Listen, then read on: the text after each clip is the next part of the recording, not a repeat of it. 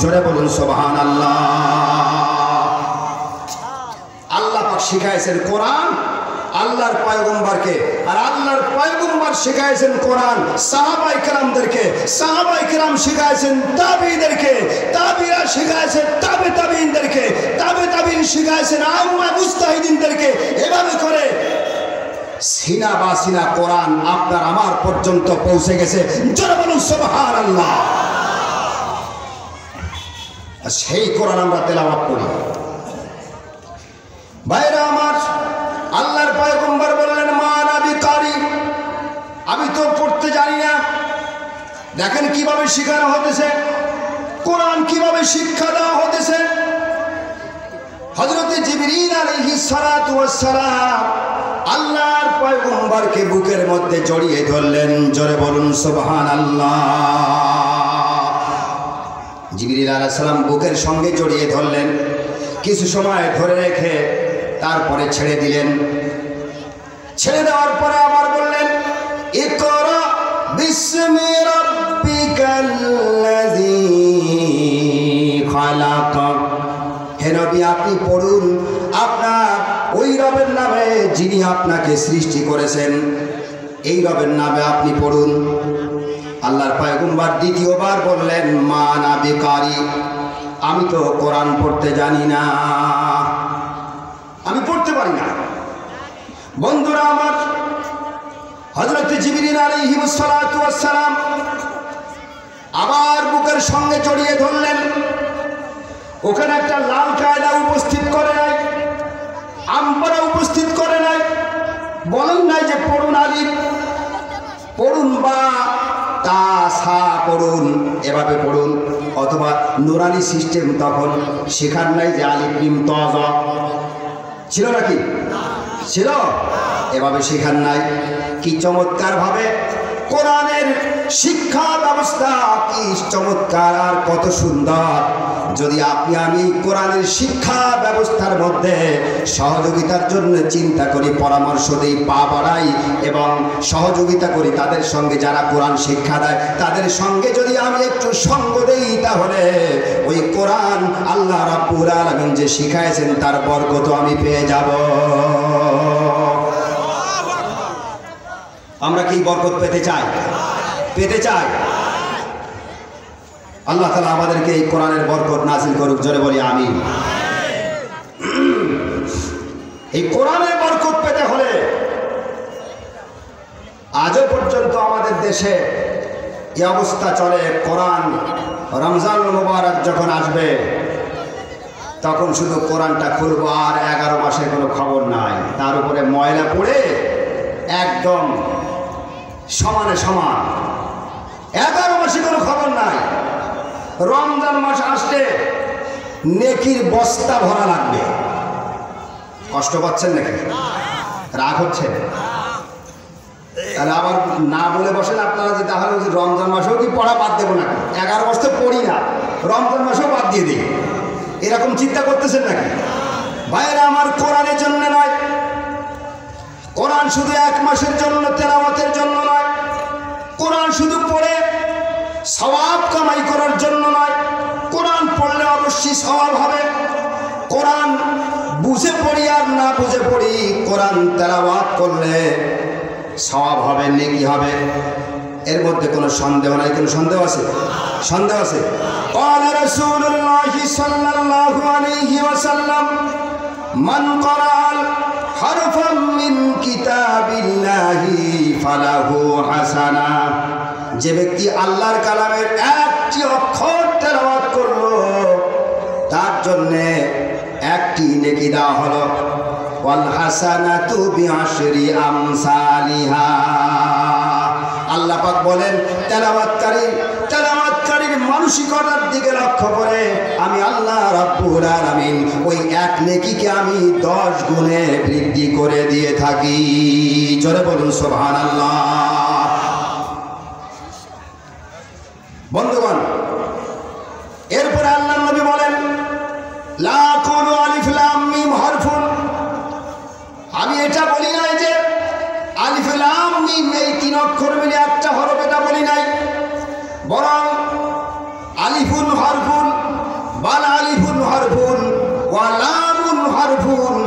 মিমুন হরফুন, আমার উম্মতেরা শুনে নাও, তোমাদেরকে আমি এমন একটা বরকতময় কিতাব তোমাদের কাছে উপহার দিয়ে গেলাম, যার এক একটা হরফ তেলাওয়াত করলে তোমার আমলনামা নেকিতে ভরপুর হয়ে যাবে। আলিফ লাম মিম তিনটা মিলে একটা অক্ষর নয়, আলিফ একটা অক্ষর। এই আলিফ পড়লে তুমি যখন আলিফ তেলাওয়াত করবে তখন তোমার আমলনামায় 10টা নেকি লেখা হবে। যারা বলুন সুবহানাল্লাহ। যখন লাম পড়বে তখন আরো 10টা নেকি লেখা হবে।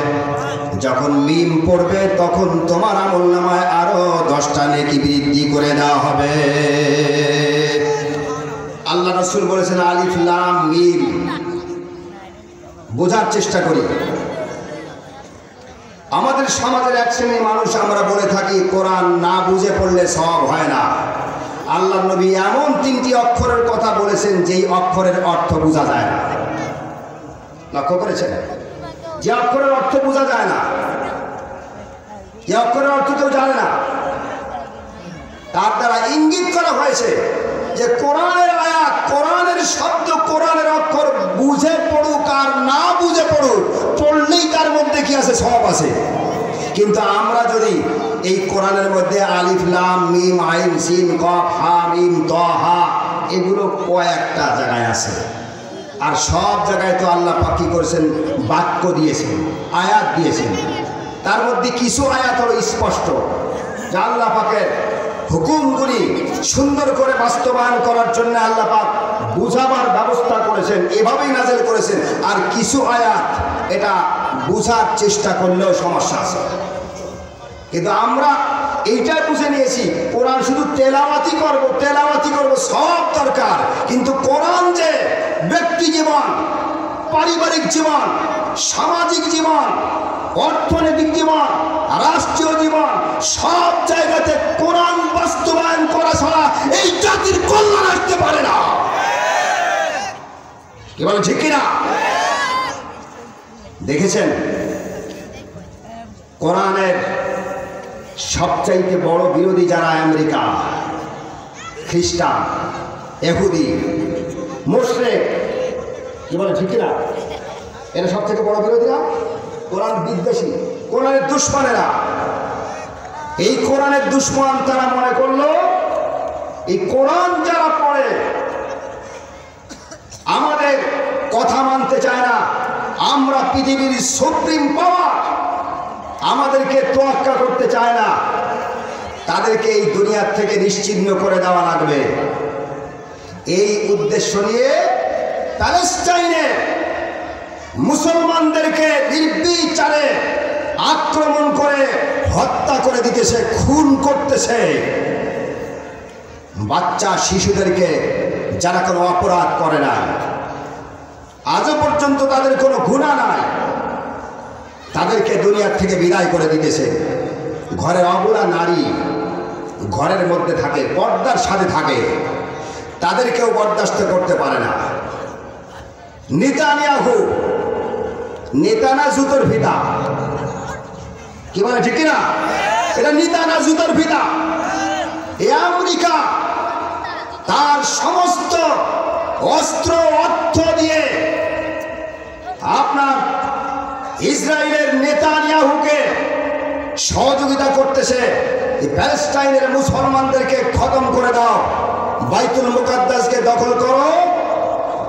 যেমন ভাবে ভারত বাবরি মসজিদকে দখল করে শহীদ করে টুকরা টুকরা করে সেই জায়গাতে মন্দির স্থাপন করেছে, ঠিক এভাবে বাইতুল মুকাদ্দাসকে ধ্বংস করে শহীদ করে দিয়ে তোমরা সেখানে তোমাদের গির্জা তৈরি করো। এই ছিল তাদের উদ্দেশ্য। কিন্তু আল্লাহ পাক সময়, বেশি সময় দেয় না, সুযোগ আল্লাহ পাক দেয়, কিন্তু স্থায়ী হওয়ার সুযোগ দেয় না। দেখেছেন আপনার আমেরিকার লস অ্যাঞ্জেলেস কিভাবে আগুনের দাবানল মুসলমানদেরকে মারবা। যারা আমার কোরআন নিয়ে সামনে বাড়ে যাদের সিনার মধ্যে কোরআন, যাদের জবানের মধ্যে কোরআন, যে জাতির মায়ের পেটের মধ্যে কোরআন, সেই জাতিকে ধ্বংস করবা। আর তুমি সাহায্য সহযোগিতা করবা, অর্থ দিবা, অস্ত্র দিবা, আর আমি আল্লাহ রাব্বুল আলামিন বসে বসে তামাশা দেখব, এইটা সম্ভব নয়। তোমার যত অর্থ তাদের পিছনে ব্যয় করেছো, আর তোমার এখানে চলতে কোনো অর্থ ব্যয় করা লাগে নাই। নিবাতে সেই পরিমাণ অর্থ দিয়েও নিবাতে পারবে না। তুমি ফকির হয়ে যাবে, তারপরেও আগুন নিবাতে পারবে না। কি বলে ঠিক কিনা? 70,000 ফায়ার সার্ভিস, 70,000 এই আগুন নির্বাপন করার জন্যে, আগুন নিবানোর জন্যে 70,000 ফায়ার সার্ভিস নিয়ে এসেছে আগুন নিবাতে। যেখানে রেখে আগুন নিবাইতেছে ফায়ার সার্ভিসে, সেখানে আগুন লেগে সে ফায়ার সার্ভিসও শেষ। জোরে বলুন সুবহানাল্লাহ, আল্লাহু আকবার। কার ক্ষমতা? সুপ্রিম পাওয়ার কার? আরো জোরে বলতে হবে, কার ক্ষমতা? এই জাতি পৃথিবীর থেকে নিশ্চিহ্ন হয়ে যা, মুসলমানদেরকে সরাসরি যায় না।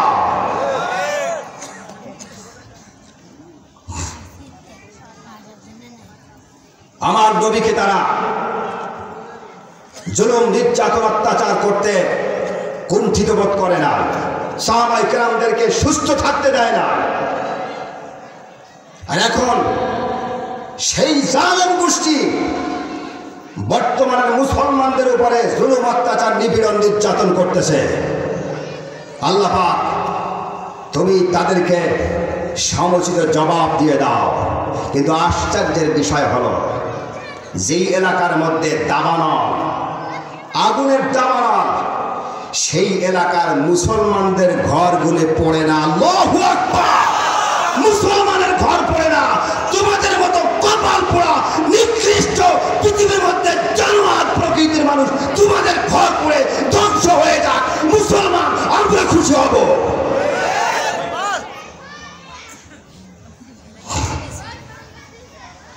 খুশি না বেজা?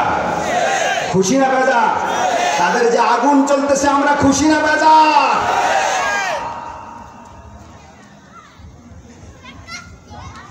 আমার বন্ধুগণ, এজন্যে মুসলমান হতে পারায় গর্ববোধ করা দরকার। কি বলেন ঠিক কিনা? আমরা গর্বিত, আমরা বিজয়ী জাতি, আমরা মরলেও আমাদের ঠিকানা আছে। কি বলে ঠিক কিনা? মুসলমান মরলেও ঠিকানা আছে, ঠিক কিনা? মুসলমান মারা গেলে চিনার উপায় হলো মুখের মধ্যে দাড়ি থাকে, নামাজের অঙ্গগুলিতে নামাজের আসর দেখা যায়, নামাজের চিহ্ন দেখা যায়, ওযু করার কারণে চেহারাটা উজ্জ্বল হয়ে যায়। আর তারা মরলে জাঙ্গে খুলে দেখা ছাড়া কোনো পথ নাই, ঠিক কিনা? আমার বন্ধুগণ, কষ্ট পাচ্ছেন নাকি আপনারা? কষ্ট পাচ্ছেন? চলবে? বন্ধুরা আমার, বলতেছিলাম জিবরিল আলাইহিস সালাতু ওয়াস সালাম দ্বিতীয়বার বুকের মধ্যে চাপ দিয়ে ছেড়ে দিলেন। আল্লাহর পয়গম্বরকে বললেন, ইকরা বিসমি রাব্বিকাল্লাযী খালাক, পড়ুন আপনার রবের নামে, যিনি আপনাকে সৃষ্টি করেছেন, ওই রবের নামে পড়ুন। আল্লাহর পয়গম্বর বললেন, মা আনা বিকারি, আমি তো পড়তে জানি না। জিবরিল আলাইহিস সালাতু ওয়াস সালাম আবার তৃতীয়বার বুকের সঙ্গে জড়িয়ে ধরলেন, এবার চাপ দিলেন। চাপ দেওয়ার পরে ছেড়ে দিলেন, ছেড়ে দিয়ে বললেন, ইকরা বিসমি রাব্বিকাল্লাযী খালাক, আপনার সৃষ্টিকর্তা মহান রবের নামে পড়ুন। আল্লাহ নবীকে শিখাইছেন, ওই শিক্ষাটা আপনার আমার জন্য। কাদের জন্যে এই শিক্ষা? কাদের জন্যে? আপনি ঘুমাচ্ছেন কেন? মঞ্চে বসে ঘুমাচ্ছেন কেন? এখানে তো ঘুমের জায়গা না।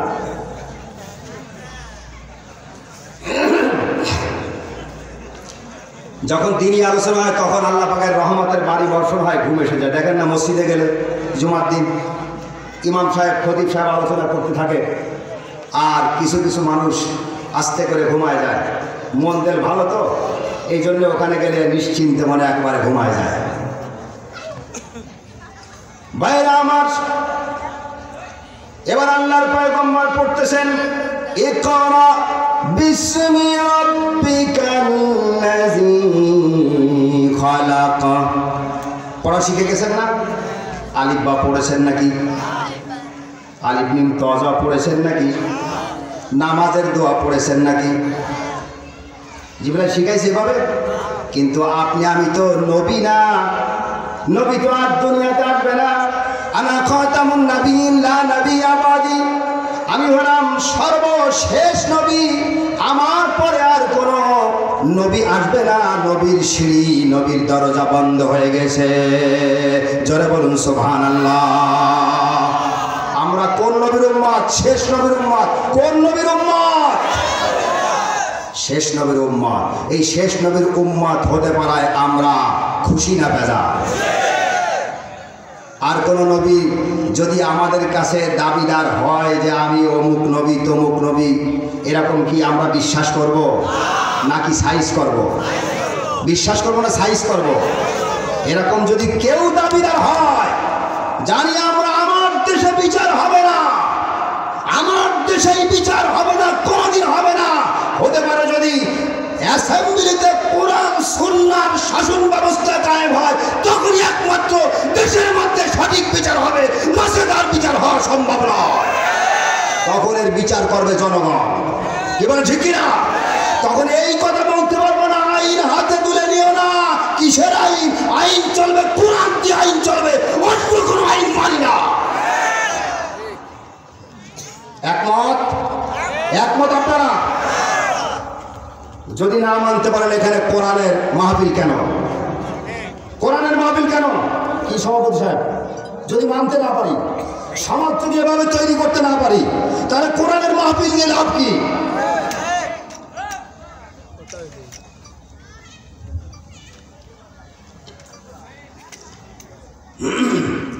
বন্ধুরা আমার, এর পরবর্তীতে রাসূল পাক সাল্লাল্লাহু আলাইহি ওয়াসাল্লাম যখনই কোরআন নাযিল হচ্ছে, নিজে নিজে তেলাওয়াত করতেছেন, মনে করতেছেন, মনে মনে একটা ধারণা, আমি ভুলে যাই কিনা, পরে মনে থাকে কিনা। কিন্তু টেপ রেকর্ড তো আল্লাহ পাক সেট করে দিয়েছেন। কি বলে ঠিক কিনা? আল্লাহ রাব্বুল আলামিন বলেছেন, মা আনজালনা আলাইকাল কুরআনা লিতাশকা। হে নবী, আপনি আমার কোরআন তেলাওয়াত, কোরআন নাযিলের সময় আপনি আপনার জবানে বারবার করে উচ্চারণ করতেছেন কেন? বারবার করে উচ্চারণ করতে দেখতেছি, পড়তেছেন আপনি জিবরাইলের সাথে। আপনার কষ্ট হোক এই কোরআন সংরক্ষণ করতে, মুখস্থ রাখতে, কোরআন ধারণ করতে কষ্ট হোক, এই কষ্টের জন্য তো আমি আপনার উপরে কোরআন নাযিল করি নাই। কোরআন আপনার জবানে উচ্চারণ করা লাগবে না। আমি আল্লাহ রাব্বুল আলামিন এমন এক পার্টস আপনার মধ্যে তৈরি করে দেব, যেই পার্টসে আপনার এই কোরআনগুলি রেকর্ড হয়ে থাকবে, আপনার জবান দিয়ে উচ্চারণ করা লাগবে না। আল্লাহু আকবার।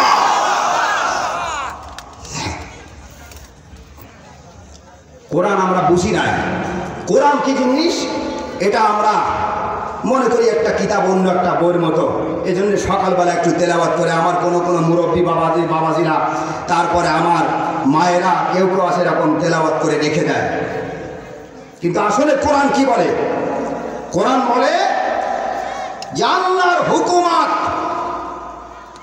আল্লাহর জমিনে আল্লাহর হুকুমাত কায়েম করার জন্য তুমি মুসলমান, তোমার যে সব যা প্রয়োজন তুমি সেভাবে প্রস্তুত হয়ে যাও। এই কোরআন বাস্তবায়ন করতে, কোরআনের সমাজ ব্যবস্থা কায়েম করতে, কোরআনের রাজ কায়েম করতে আপনাকে আমাকে শ্রম দিতে হবে। রাজি আছি আমরা? সময় দিতে হবে। রাজি আছি আমরা? এই কোরআনের রাজ কায়েম করতে যদি আপনার আমার রক্ত দেওয়া লাগে, রক্ত দেওয়ার জন্য কারা কারা প্রস্তুত আছি? দুই হাত উঁচু করে দেখায়।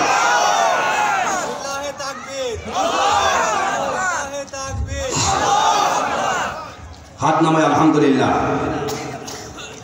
আমার বন্ধুগণ, যদি আল্লাহর এই কোরআন সমাজে প্রতিষ্ঠার জন্য, সমাজে বাস্তবায়নের জন্য যদি আপনার আমার জীবন দিতে হয়, জীবন দেওয়ার জন্য কারা কারা প্রস্তুত আছে? দুই হাত উঁচু করে দেখায়। আলহামদুলিল্লাহ, হাত নামায়।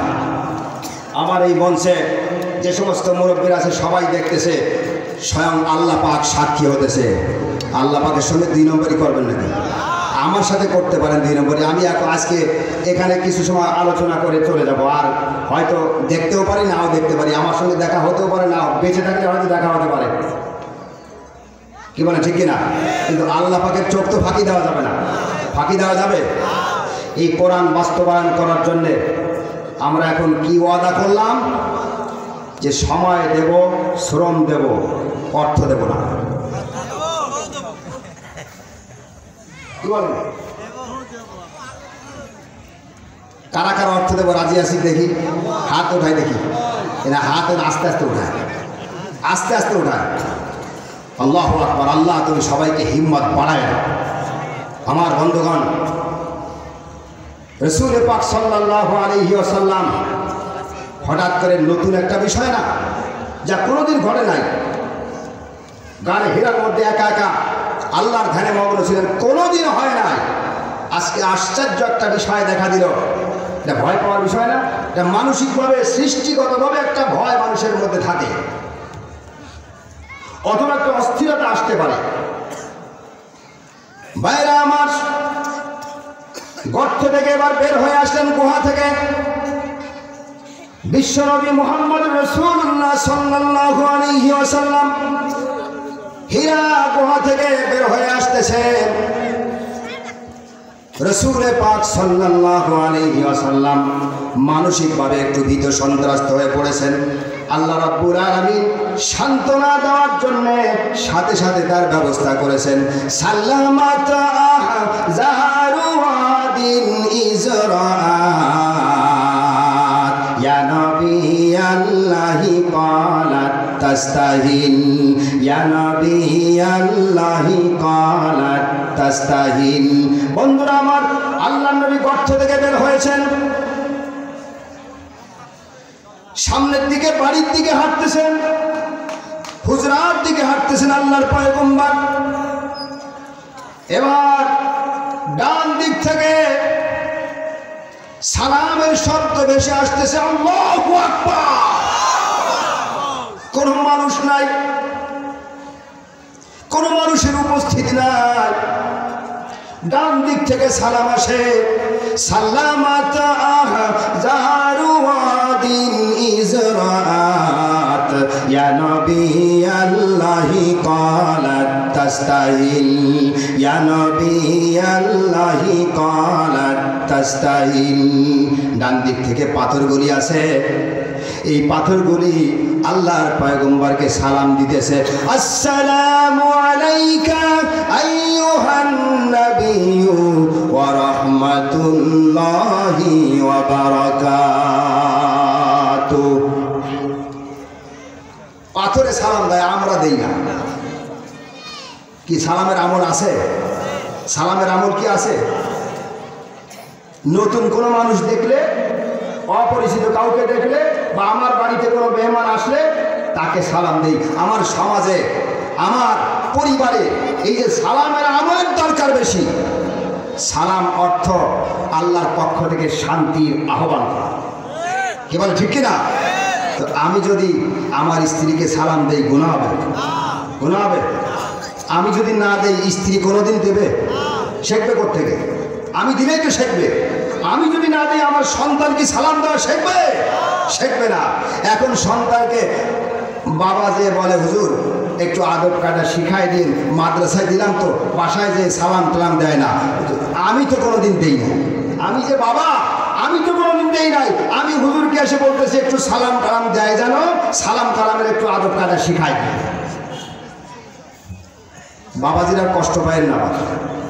আপনাদের কষ্ট দেওয়ার জন্য বলতেছি না, এই আমলটা যেন চালু হয়। চালু করতে পারবো? আমরা চালু করতে পারবো?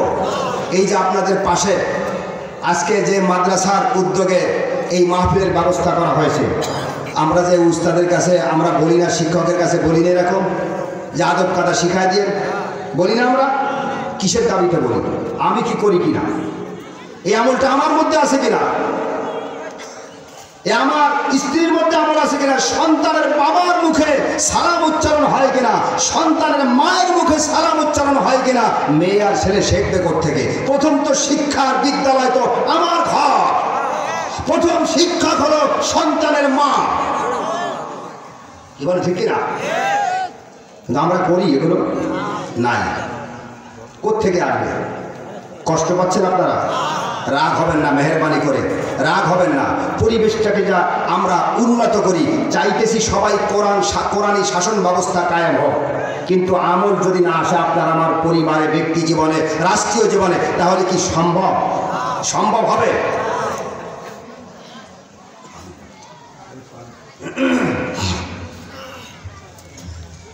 ভাইরা আমার, আল্লাহর পয়গম্বর ডান দিকে তাকান, তাকায় দেখতে পান যে কোনো মানুষ নাই। অবাক হতেছেন, কে সালাম দেয়?